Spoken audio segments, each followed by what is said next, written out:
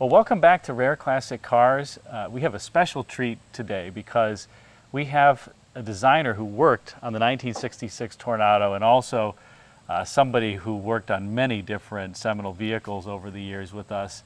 That's Dick Ruzzin. So, Dick, welcome. Thank you. Thank you very much. It's an honor. I'm humbled, let's just say, because for the viewers, Dick not only worked on the Toronado, was one of the team who worked on this vehicle, but throughout his career led one of the Chevrolet studios, led Cadillac studio, led Opel studio, worked on a number of vehicles, everything from the 1991 Caprice to the Lumina APV to the 1992 Seville STS to the Bitter as well in Europe too, Eric Bitter's vehicle. So Dick has quite the portfolio and resume that's extremely impressive. So I'm humbled, Dick. Thank you. Thank you very much. All I do is open spreadsheets up and put numbers in, and you're responsible for a number of these great vehicles. So we thought that it would be great to have Dick come and talk a little bit about these three vehicles that you're going to see. In the frame you see two, the Toronado and the Riviera, and then we also have the 67 Eldorado, the three E-cars. So maybe Dick, tell us a little bit about what was going on in the building at the time and the tone that these were developed. Okay, well, first of all, we talk about designers sitting down and developing a vehicle, but before that happens, there's a lot of activity that would have gone on within the corporation and watching the market. And regarding the E-cars, the Ford Thunderbird in '58 had come out as a four-seater, and that had been going along, probably saved the Corvette because then it had no competition and barely limped along until finally it got some traction. But the Thunderbird was a four-place car, and General Motors didn't have an answer until Bill Mitchell finally convinced Cadillac to do a car that wanted to convince Cadillac to do a car that he had done. Ned Nichols did the car, and I worked for Ned later for 4.5 years. But the Riviera originally started off as a Cadillac proposal. They didn't want it, and then he showed it to Buick, and Buick picked up on it, and they did the car. And it was very successful and a great design that a lot of people really appreciated. So that was being built and successfully. And of course, other divisions were always there to want to share success when something happened that was really good. Get a little jealous. Well, yeah, they want a piece of it, and that you can see that happening through history with many cars. Finally, they decided to do an E-platform, E-car platform. Now, for the engineers, when they first heard about it, it had to be one of the worst nightmares, because here was a platform that was supposed to be not only rear drive, but front wheel drive. So anyway, we were working in the studio. I was assigned there from design. I was in design development for 2.5 months. If you were there 6 months, that was it, you were done. But I was there 2.5 months and assigned to Oldsmobile Studio, and that was going to be a new group being put together. And Stan Weiland had been there for 6 months. He was a new chief. And I was a junior designer. Frank Munoz had been there a couple years working in the advanced design area. Frank was, his title was designer.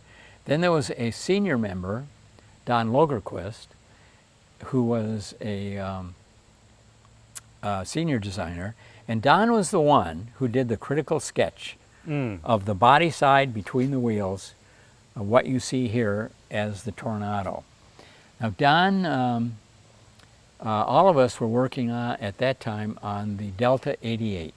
The 65 Delta 88. The 65 Delta 88, which was a B-body, and we were doing really well. When I went in, they had a very nice body side, and Stan Weiland was promoting a theme he called the barbell theme. That's where there's in the front a narrow grille and then opened up the space for the headlights. And it had the barbell theme, front and rear. And we had a great body side. And I remember Stan being especially proud of the rear quarter. But still, we were told that you know, in case something goes wrong, we lose the recorder, who knows what could happen, we need an alternate. And very likely, all the studios were told to create an alternate once they got their body side theme that was considered the one to pursue. The reason for that was management, design management, they're doing a balancing act. They're doing 4 cars in case of the Delta. They don't want them to look the same. They want them to share certain components, but in terms of exterior sheet metal, they had to all look very different. So the worst thing that would happen was you would do 2 cars of the 4 that had a look that was similar or the same. So to counter that and use time well, we were told to use the time and develop an alternate theme. So that's what we were sketching on. Don came up with the sketch, and Stan got very excited about it, showed it to Chuck Jordan, who was Bill Mitchell's assistant, and we started pursuing that design on the passenger side of the Delta. And they developed it, the sculptors developed it very quickly. All of it was like amazing to me. I was new. I had not seen people acting so convincingly on what I would call ideas and concepts that were in the air, only described by words. And it was amazing to me. So anyway, they modeled very quickly on the opposite side of the Delta, this Toronado theme. And then Chuck Jordan decided to bring Irv Rubicki in.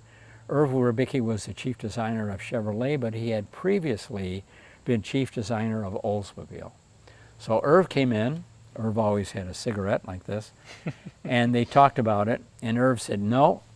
He said, it's not a B car. It's not a Delta, because it makes the car look small. He said, that's a theme for another car of the future, maybe a special car for Oldsmobile. Well, we didn't know what a special car was because we didn't know about it, but Stan likely did, Chuck certainly did, and Irv did, and it was going to be a new platform being developed at engineering that was going to be released to us probably within 6 months or so. So they had information about what was going on in their meetings at the corporation that they were privy to, so they could plan their workloads and all the rest on a long-term basis. So we started a full-size model, and Oldsmobile Division had bought a Ferrari 2+2. It was, I can't remember the name of it, it was the one that had twin headlights. They were kind of almond shaped, big one at the top, little one at the bottom. And it was a 2+2. It was not as big a car as this. And I had a chance to drive it, the only Ferrari I ever drove. And we started a model that was based on the Camaro Firebird. So it was an F-car platform. And Oldsmobile Engineering was working with F-car platform people to see if they could do the engines that they wanted to package on that platform. I even heard a story about a 12-cylinder Corvair engine, some kind of diesel, but Oldsmobile had the 425, I think it was. That's right. Yep. And it was discovered that to use the F-car platform, first of all, they couldn't get Buick and Cadillac into it, and that would mean that any future common platform with one car less was going to be more expensive for them. So that was not a good idea. But it turned out that the F-car platform was not good. They would have had to do way too much reinforcement and change to make it work. So our clay model at that time was moving pretty slowly. Chuck wanted to make sure it was continued, so he had us send everything, the model down to, I think it was Advanced 3. Don Hoig was the chief designer. Ed Taylor, a great guy who had been in Cadillac studio. He worked, I think, maybe on some of the... He might have. Ed was there in the studio with Don Hoig. And Wayne Cherry was there also. So our model, along with our drawings, sketches, the engineering drawings, all the templates, go down to the Advanced studio. And Stan would say, Dick, Frank, go down there and see what's going on. So Frank and I'd walk in, look around, see what was happening. Didn't have any sculptors at all. So our model sat there, and the designer sketched on it, but there really wasn't much work that went on the model. So finally, the official e-car program was finalized by engineering. The 3 engineering departments pulled together one proposal, and we received it, and we could then continue to start the real program. So our model came back, all the drawings, everything came back to Oldsmobile Studio, and including the model that had been done. It was totally outsized at that point, so it had to be completely torn apart and and adjusted to the new dimensions. And at that time, clay models were on foam, so there was a metal and wooden armature with foam on it, and all that had to be taken off and new foam put on, closer to the size that we would end up with, and we could then start modeling. So then we started modeling the actual design that finished up here, that you can see here. Well, that's a great background, Dick. Maybe what we can do is we'll take the camera off and we'll walk around the Toronado and the Riviera, and I think it'd be great to get your perspective. We can talk about what's shared, what's not, how they differentiate it. Okay, fine. All right, Great. Let's do that. Please click the link to part 2 below, where you can watch Dick walk around and describe various design features of the Toronado and compare them to the Riviera and Eldorado. Also be sure to check out Dick's book, Bella Mangusta, available on online retailers like Amazon. I've included a link in the description.